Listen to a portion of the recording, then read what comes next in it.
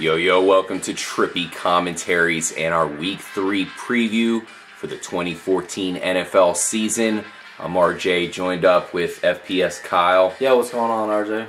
Also Mike. What's going on, everyone? We are joined up to talk about a huge week in the NFL. Right now, all of the talk has been all these off-the-field incidents. It's terrible. A lot of bullshit. I mean, come on. Let's get to the truth of the matter, which is the on-field experience is where it's at. You know, unfortunately, a lot of our players that we like quite a bit are going down. That sucks, and they deserve it. You know, let's face it. Adrian Peterson, you know, that's bullshit. But, you know, let's look past that, guys. We're not going to talk about that. We're going to talk about the on-field product here for the NFL. Any player who cannot, of course, withhold some good morals should not be allowed on the field, because this is what it's all about. And there's a lot of guys that have good morals who aren't on that field that would definitely fill in. Yeah, and that's why, you know, you hate hearing these stories all week long about, you know, the bad apples here, because there's plenty of good players out there. I know the mentality that these players have, you know, they have to be pretty much barbarians here. They're modern day gladiators. So you're going to have some, you know, some guys that aren't going to do the best things here. It's going to happen. Hopefully all of the events that have transpired here will help thin out the ranks to get all those knuckleheads out of the game and make more guys who are, you know, just worthy of having millions of dollars and being, you know, heroes to a lot of Americans. Yep, and then the owners have control of that, you know, who they are actually going to take on their team. Yeah, let's get in these matchups, man, for this Sunday. I can't wait. It's going to be a eventful day of football, and we got a few good matches here. No doubt. We'll start it off with the San Diego Chargers taking on the Buffalo Bills. The Bills are favorites in this matchup. San Diego just defeated the Seattle Seahawks. Very difficult to do. It kind of took us by surprise, as the three of us had picked Seattle to take that game there. Yeah. Now San Diego is underdogs in Buffalo against an undefeated team. I mean, I think Buffalo, you know, making them favorites against San Diego is a stretch. I think it's a bad move. I'm going to take San Diego in this one to beat Buffalo in Buffalo. I just feel San Diego right now is playing well. Their offense is good, and we really haven't seen Keenan Allen explode yet, which I think we are. They lose Ryan Matthews, but Donald Brown in there to fill the void. They still got Danny Woodhead, who you know, does what he does every week. You kind of expect the same thing from him every single week. They're going to be fine without Matthews. And yeah, Buffalo. I just feel Buffalo's had some favorable matchups the first 2 weeks. This might be another one, considering it's a home game. That crowd is always very ruckus. Yeah, and they're very happy that they're staying in Buffalo. If they can establish their run game, then I think they'll be set. If they rely on EJ Manuel, I think he could lose a game for them. Yeah, I'm going to take San Diego here. I think Buffalo's not quite ready. They're a decent team, and we actually talked about them at the end of last season, about how they have a lot of parts in place here to become a good team. Really, your main issues, unfortunately, Kiko Alonso's injured. I feel like their defense would be even a lot better with him out there. And, you know, EJ Manuel's going to pop up here. Really, nobody's talking about it because they're winning, and he hasn't been terrible.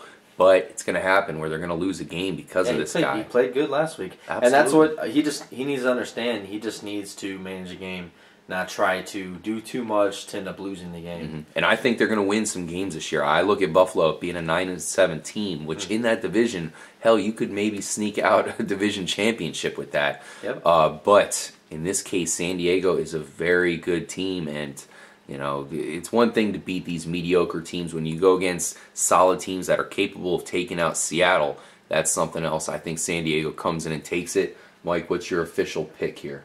I think it's going to be a close one here. I am going to have to take San Diego as well. Yeah, taking out Seattle's making quite a statement. Yeah, it is. And yeah, I have to go with the Chargers here. Definitely. Buffalo with the 2.5-point spread. They get the you know, of course, they are the favorites here, so definitely like San Diego taking the points as well. Dallas is traveling to St. Louis. They are favorites by a point. St. Louis was able to win in Tampa Bay. I thought their quarterback here, Austin Davis, looked pretty good. Do you take anything out of that victory? Not this week. I think I like what I saw from Dallas last week. I think they're going to be able to run on this St. Louis defense. So we saw Rainey put up 144 yards on the ground against them last week. Yeah. Murray's probably going to have a field day. I see Dallas coming in here and winning this, and St. Louis. I do like what I saw from the young quarterback there, but just not enough to keep up with Dallas. I mean, Dallas is probably going to score some points on them. Yeah, St. Louis surprised us. We picked Tampa Bay thinking that their defense would be able to hold St. Louis. Tampa Bay's just not playing together yet. They haven't figured out what they need to do to win. So that's going to happen. That's the question. Is it bad defense by Tampa Bay, or did St. Louis's offense actually look respectable here as far as, they got the running back who looked good last year. He had a big game in week 2. This quarterback had a nice little link there with his number 1 wide receiver, Brian Quick. This is the measuring tape game, the measuring stick game to kind of look at here, because Dallas's defense, we all know, is not that good. Can St. Louis do anything against them? That'll be the question. They should be able to run the ball. You'd think. Like you, I'm also picking Dallas. I think this is a nice matchup for Dallas, a nice way for them to go to 2-1 on the season. Something that maybe would surprise people after week 1. Yeah. I'm taking Dallas. Mike, what are you doing? I have to take Dallas here as well. Des Bryant looked really good last week. I see him blowing up again, as well as DeMarco Murray. Going with the Cowboys here. Let's move on to Washington traveling to Philadelphia. This is a very interesting matchup. It is. Philadelphia looked terrible for most of that Monday Night Football game against the Colts, but they came back. I think they got aided by a pass interference, but then again, they tied the game up, got a very important 3-and-out, and were able to come back and score. So they were big in the clutch. It's hard to really tell if they're going to be a good offense or not. I still question it. The one guy I really like a lot and liked a lot going into the season was Darren Sproles. As soon as we got there, we've heard that they were going to do things with him that we haven't seen before. And it's nice to hear something from the coaches that actually pays dividends. A lot of this stuff we hear in the offseason doesn't come to fruition, but it's totally coming true here with Darren Sproles. This is a huge weapon for them going forward. The thing about Sproles is, even though he's been around for a while, I feel like he still has a lot of momentum to build here, because he's never been the main guy. Yeah, he's always had somebody. Fresh legs. Yeah, he's been somebody to match up with another running back, which will be the case here as well as LaShawn McCoy. But like you said, should have fresh enough legs to last the entire season. I think Washington will lose this game despite having a much better offense. Kirk Cousins is in. Here we have RG3 running for his life. He's out. Yeah. Well, I think a lot of it's going to depend on if Deshaun Jackson is going to be healthy enough to play. Now, he says he's going to play no matter what. We'll see how the injury holds up, because Washington's definitely going to need him. I like Washington much more with Kirk Cousins right now. You saw when he came in the game, it's like the offense just kind of gelled. Touchdown on the first pass. Very first pass was a touchdown. But I think Philadelphia is going to win this one at home. I think it's going to be closer. So going along with the betting line, because Philadelphia is favored 6.5, I'm actually going to have to take Washington because I don't think Philadelphia is going to cover that. That's a good point. I think it's going to be a close game. I think it's going to be a good close game, and the total there, 50.5 points. I'm taking the under on that. I mean, I don't see this game being that high scoring of a game. I see it a little more low key, and just kind of going back and forth. I feel these two teams are even when Washington has a good quarterback that can match up with Nick Foles, and we'll see what Kirk Cousins can pull off. Mm-hmm. And guys, we will keep track of all of our predictions and picks here. We'll put our current standings in the description below. That'll be, of course, after our Week 2 picks. We started off in Week 2. Week 1 a little bit hard to predict. A lot of teams play a lot different than they did last year. Some teams play exactly like they did the season prior. But in this case, I'm actually going to switch it up. I'm going to pick Washington to get the upset. Philadelphia has barely won these first 2 games. They're 2-0. They're undefeated. A lot of people are sleeping on Washington. They're kind of thinking about the crappy team they were with RG3. They're revived here with a new quarterback. I like them even without Deshaun Jackson. If he doesn't play, they still have a good number 1 in Pierre Garçon. They look to get Jordan Reed back. They had a couple other tight ends who played good behind them. I like Washington quite a lot here to pull the sneaky upset. Mike, what are you doing? You picking the Eagles here? Yeah, I got to go with the Eagles here. I like Nick Foles with his weapons there. Gonna pick Philadelphia here. One guy who hasn't done much so far is Riley Cooper. He had a pretty good season last year, even with Nick Foles. When Nick Foles came in, even Riley Cooper got a nice little bump there. Jeremy Maclin's been a very good receiver so far, so maybe that has a lot to do with it.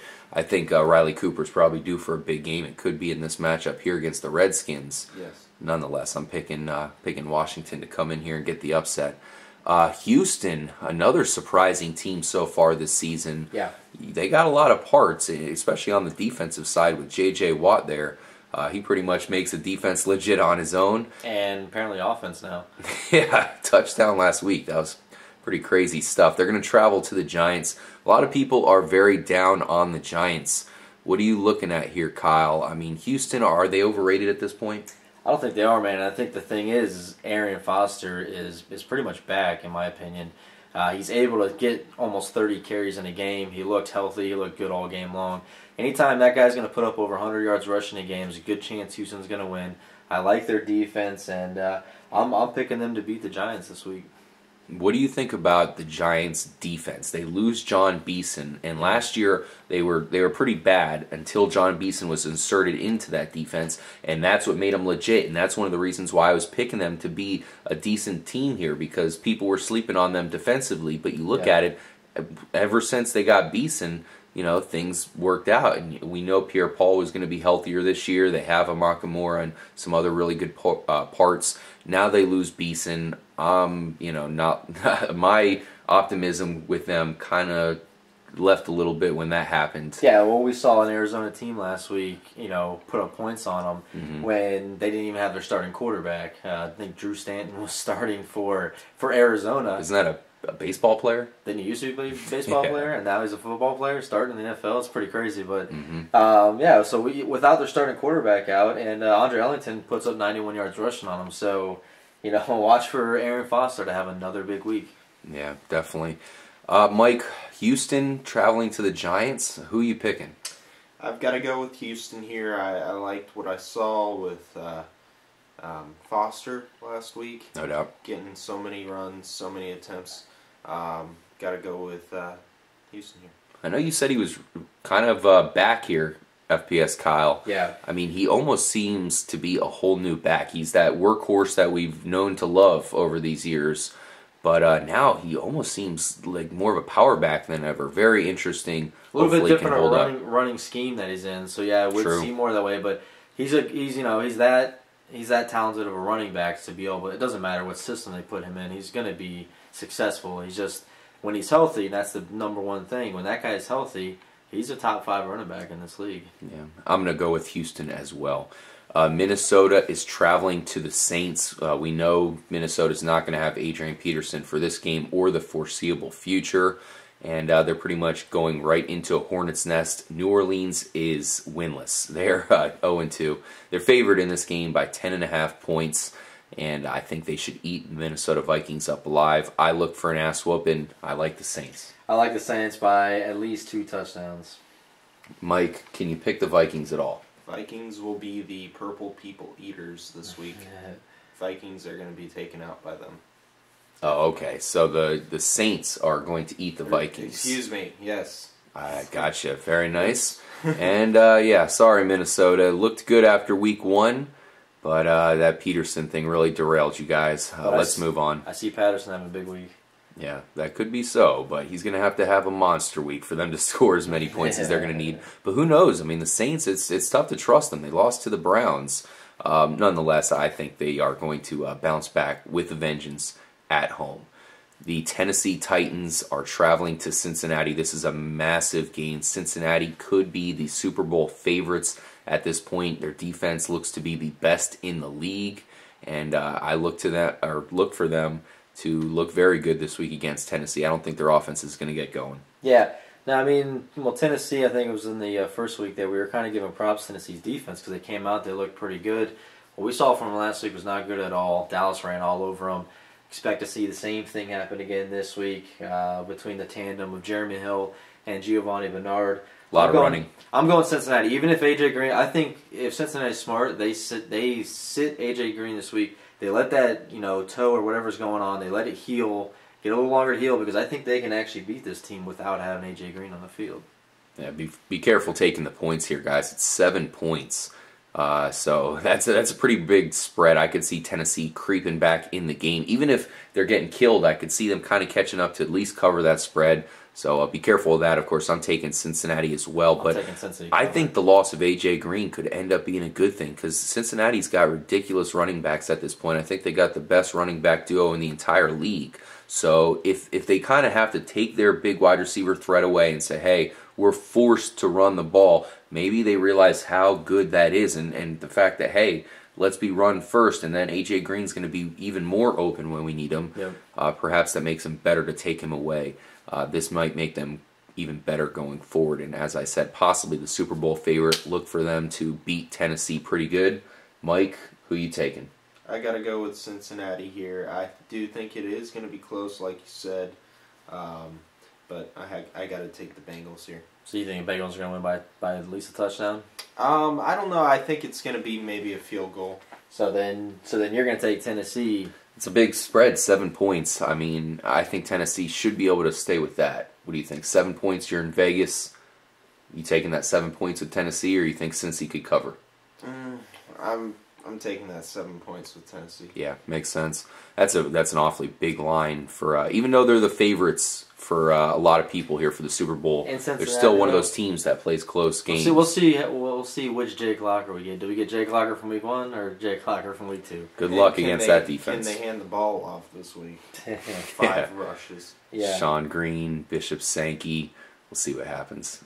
Baltimore versus Cleveland. Cleveland got the surprising victory. They're going to stay at home and welcome Baltimore. Of course, after defeating New Orleans last weekend, they get another tough defense and team coming into their home stadium. Can they possibly defeat Baltimore? Kyle, I like Baltimore in this game. I think Steve Smith is going to go off, even against Joe Hayden. I just think he's going to have a big game here. I'm going to actually go for the upset this week. This is going to be one of my upset calls. I'm going with Cleveland to take out Baltimore. I could see this is the game where Flacco throws his interceptions. We saw Tayshaun Gibson come back week 2 there. Had a big interception last week for a touchdown. I expect to see some of that the same here. Cleveland's defense has actually kind of surprised me so far in the season. And actually, their offense has too. Brian Hoyer's been playing good. They should have Jordan Cameron back this week, which would add to their offense. And I think they can beat Baltimore. That'll be a big-time win for them. That would put them at 2-1. Yep. Possibly a chance to win that division. I mean, they got, of course, Pittsburgh, also Baltimore here. This is a winnable division. Cincinnati, they're probably going to win it. But, I think Cleveland can hang with them if they get some momentum. Yeah. I'm going to still pick Baltimore, of course. I think Baltimore is going to be the second-place team there. Pittsburgh, of course, we'll get to here pretty soon. They're also going to be contenders. Mike, this is a tough game to pick. Baltimore's only favored by 1.5, traveling to Cleveland. Yeah, I've got to go with Baltimore here. I think they're the better team ultimately. Cleveland is a good team, but they're missing their running back there. I like Terrence West, but I think Baltimore's defense is going to be stout, and I'm taking the Ravens. Let's move on to Green Bay traveling to Detroit, an interdivision battle. This is a huge rivalry. We've seen this matchup for a long time back in the NFC Central days. So this is a big one, and it's pretty cool to see it so early on in the season. This is a tough one to pick.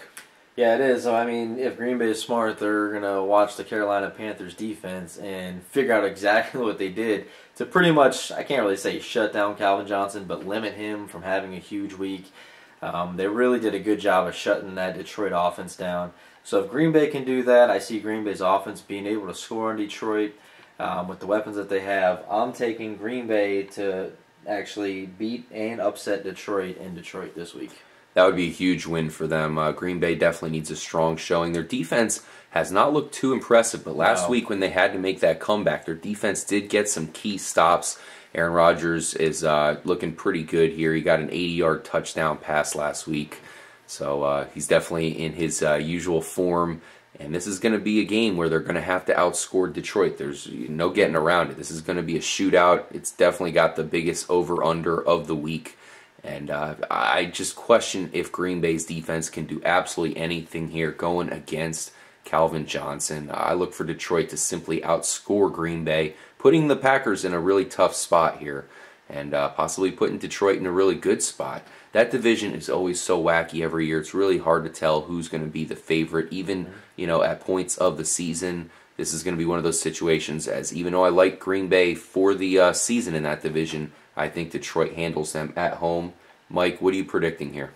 Yeah, I think Detroit's going to pull this one off too. I think it's going to be a close one. But I just see Calvin Johnson having a big game again. Yeah, I do too. And also, you've got the other weapons there, Reggie Bush, Golden Tate now. Mm-hmm. I just think, the Lions have so many weapons, and they're going to pull it off there, and they're at their home. I think their defense is better than the Packers, so that's definitely something to bring up here. That might be the one advantage because their offenses are pretty comparable here. They both have stud wide receivers. Running backs are, pretty comparable here. Eddie Lacy, another tough matchup, so it's definitely going to come down to Aaron Rodgers again. So, that's pretty much going to be the game number 2 of look at it as Aaron Rodgers against Stafford. Mm-hmm. That's the second game of the week. That probably would be the game of the week any other week, except in this week we have a rematch of the Super Bowl. Of course, the infamous meeting between the Denver Broncos and the Seattle Seahawks. K-Mac, what happened in that matchup? Didn't Denver? No. Denver got their ass beat. Ass whooped. This is their chance to... Embarrassed in the biggest game of the season. Absolutely. This is their chance to basically come back and show that that was a fluke. Unfortunately, it's not on national TV. We question why it's not on Sunday Night Football. I mean, what the hell is that about? Instead, they're going with Pittsburgh versus Carolina, which is a fine matchup. But we'll definitely break down the Super Bowl rematch in part 2 of our Week 3 preview. Thank you guys for joining us. We appreciate it, and we will see you in part 2. Peace out.